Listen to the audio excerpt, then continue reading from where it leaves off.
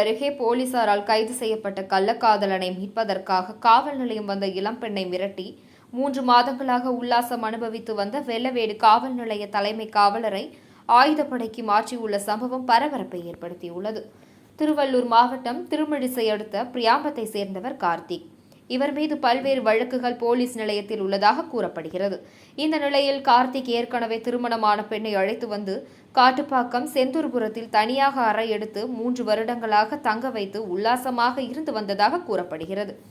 கார்த்திக் வழிப்பறி கொள்ளையில் ஈடுபட்ட வழக்கு ஒன்றில் வெள்ளவேடு போலீசார் கைது செய்ததால் இந்த பெண் வெள்ளவேடு காவல் நிலையத்திற்கு கார்த்திக்கை மீட்பதற்காக வந்துள்ளார்.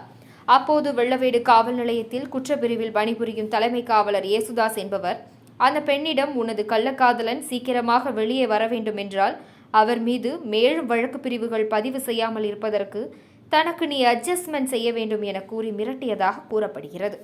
இதனால் கார்த்திக் சிறையில் இருக்கும் வேளையில் தலைமை காவலர் ஏசுதாஸ் கள்ளக்காதலியுடன் அடிக்கடி உல்லாசம் அனுபவித்து வந்ததாக கூறப்படுகிறது. கடந்த 3 மாதங்கள் சிறையில் இருந்து கார்த்திக் பிணையில் வெளியே வந்ததாக கூறப்படுகிறது. கார்த்திக் பிணையில் வெளியே வந்த பின்னரும் கார்த்திக்கு தெரியாமல் அவர் வீட்டில் ஆள் இல்லாத நேரத்தில் தலைமை காவலர் அந்த பெண்ணிடம் சென்று உல்லாசம் ஈடுபட்டு வந்துள்ளார். இந்த நிலையில் கடந்த 4ஆம் தேதி இரவு காவலர் ஏசுதாஸ் கார்த்திக் இல்லாத நேரத்தில் கார்த்திக்கின் கள்ளக்காதலியிடம் உல்லாசம் அனுபவித்து வந்துள்ளார். ஒரு கட்டத்தில் கார்த்திக்கின் கள்ளக்காதலிக்கும் போலீசார் ஏசுதாஸுக்கும் இடையில் வாக்குவாதம் ஏற்பட்டு கள்ளக்காதலியை தலைமை காவலர் ஏசுதாஸ் தாக்கியதாக கூறப்படுகிறது.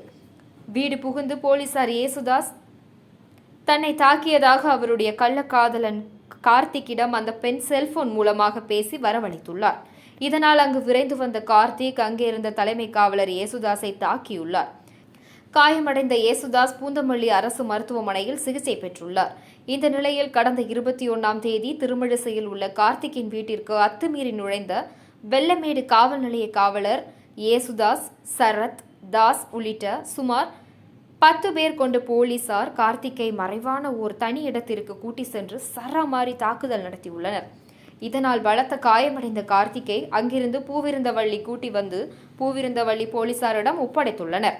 காவலரை தாக்கிய கார்த்தி மீது வழக்கு பதிவு செய்த பூவிருந்தவள்ளி போலீசார் பூவிருந்தவள்ளி நீதிமன்றத்தில் ஆஜர் செய்த நிலையில் நீதிபதியிடம் கார்த்திக் நடந்த சம்பவம் தெரிவிக்கவே கார்த்திக்கை பிணையில் நீதிபதி விடுவித்துள்ளார். மேலும் வெள்ளவேடு காவல் நிலைய தலைமை காவலர் ஏசுதாஸ் ஆவடி ஆயுதப்படை பிரிவுக்கு மாற்றம் செய்யப்பட்டுள்ளார்.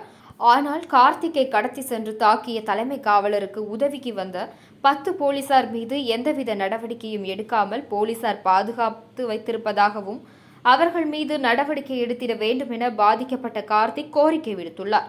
சட்டத்தை காக்க வேண்டிய காவலர்களே சட்டத்துக்கு புறம்பாக நடந்திருப்பது இப்பகுதியில் பெரும் அதிர்ச்சியையும் பரபரப்பையும் ஏற்படுத்தியுள்ளது.